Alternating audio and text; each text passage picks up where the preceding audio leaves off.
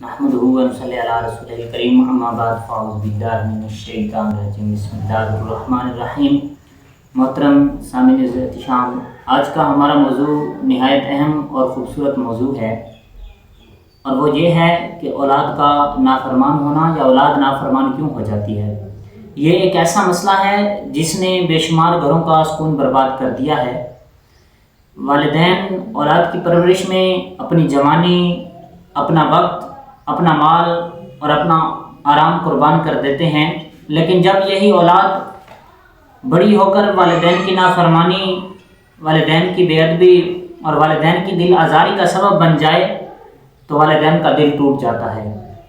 سامعین احتشام، والدین کا مقام، والدین کا مرتبہ کیا ہے؟ اللہ تعالیٰ قرآن مجید میں اپنی عبادت کے بعد والدین کے حقوق کا ذکر فرماتا ہے۔ اللہ تعالیٰ قرآن مجید میں ارشاد فرماتا ہے وَبِالْوَالِدَيْنِ إِحْسَانًا، یعنی کہ والدین کے ساتھ بھلائی کرو۔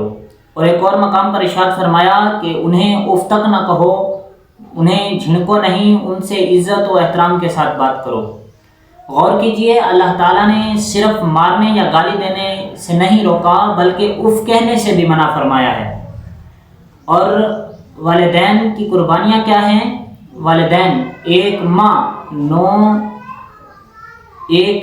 9 ماہ تک اپنے بچے کو اپنے پیٹ میں اٹھائے رکھتی ہے، اور قرآن مجید کی سورۃ لقمان میں ہے کہ اس کی ماں نے اسے کمزوری پر کمزوری اٹھا کر حمل میں رکھا۔ باپ دن رات محنت کر کے اولاد کی ضروریات کو پورا کرتا ہے۔ بچپن میں جب اولاد بیمار ہو جاتی ہے تو والدین رات بھر جاگتے ہیں، لیکن افسوس کے بعد اولادیں بڑی ہو کر انہیں والدین کو بوجھ سمجھنے لگتی ہیں اور کہتی ہیں کہ والدین نے ہمارے لیے کیا کیا ہے۔ سامعین احتشام، اولاد کی نافرمان ہونے کی وجہ کیا ہے؟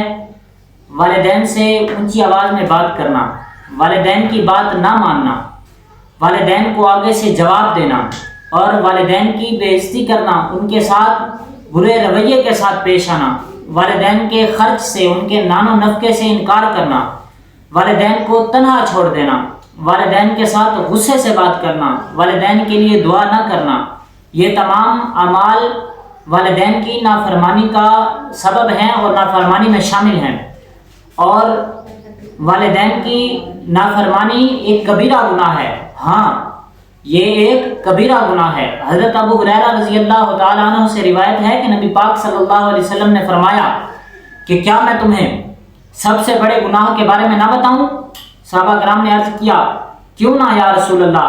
نبی پاک صلی اللہ علیہ وسلم نے فرمایا کہ اللہ کے ساتھ شریک ٹھہرانا، اللہ کے ساتھ شرک کرنا، یعنی کہ کسی شخص کو اللہ تبارک و تعالیٰ کے ساتھ شریک ٹھہرانا، اور دوسرا والدین کی نافرمانی کرنا، یعنی والدین کی نافرمانی کرنا ایک کبیرہ گناہوں میں سے ہے۔ اور نافرمان اولاد کی سزا کیا ہے؟ نبی پاک صلی اللہ علیہ وسلم نے ارشاد فرمایا تمام گناہوں کی سزا اللہ تعالیٰ چاہے تو آخرت تک مؤخر کر دیتا ہے، لیکن والدین کی ناراضگی کی سزا دنیا میں ہی جلد دکھا دیتا ہے۔ اور بعض لوگ اپنی زندگی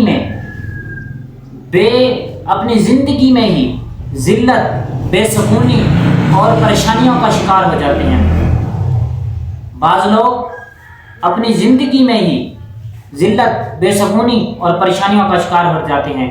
اور والدین کو رلانے کا انجام کیا ہے؟ حضرت عبداللہ بن عمر رضی اللہ تعالیٰ عنہ روایت کرتے ہیں کہ نبی پاک صلی اللہ علیہ وسلم نے ارشاد فرمایا کہ والدین کو رلانا کبیرہ گناہوں میں سے ہے، اور یہ بخاری شریف کی حدیث ہے۔ اور آج بعض لوگ اپنی باتوں سے والدین کو رلا دیتے ہیں اور سمجھتے ہیں کہ یہ معمولی بات ہے، حالانکہ یہ سب سے بڑا جرم ہے۔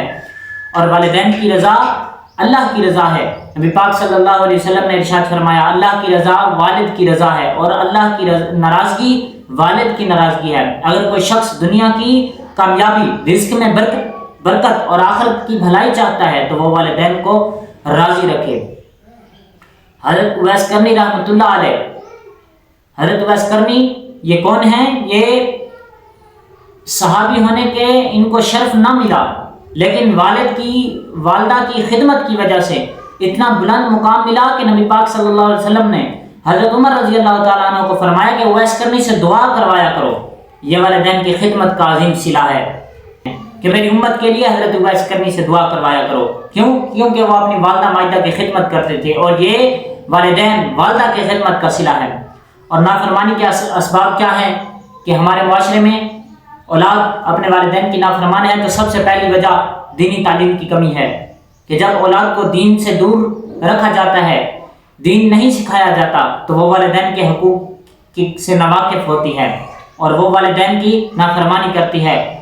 اور دوسری چیز بری صحبت ہے کہ آج نوجوان اپنی عجیب و غریب صحبتیں اختیار کر رہے ہیں، جس کی وجہ سے وہ اپنے گھر کے حقوق، اپنے والدین کے حقوق، اپنے بہن بھائیوں کے حقوق بھول جاتے ہیں۔ صرف وہ اپنی صحبت کو ہی، اپنے دوست کو ہی اچھا جانتے ہیں۔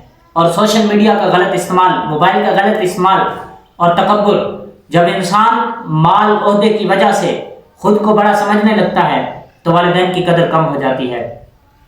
اور والدین کی خدمت کی صلہ کیا ہے، فضائل کیا ہے؟ تو نبی پاک صلی اللہ علیہ وسلم نے ارشاد فرمایا جنت ماں کے قدموں کے نیچے ہے اور باپ اس جنت کا دروازہ ہے۔ ایک شخص جہاد میں جانا چاہتا تھا تو نبی کریم صلی اللہ علیہ وسلم نے پوچھا کیا تمہاری ماں زندہ ہے؟ تو اس نے عرض کیا جی ہاں یا رسول اللہ، میری ماں زندہ ہے۔ تو نبی پاک صلی اللہ علیہ وسلم نے فرمایا جاؤ اور اس کی خدمت کرو، جنت وہی ہے۔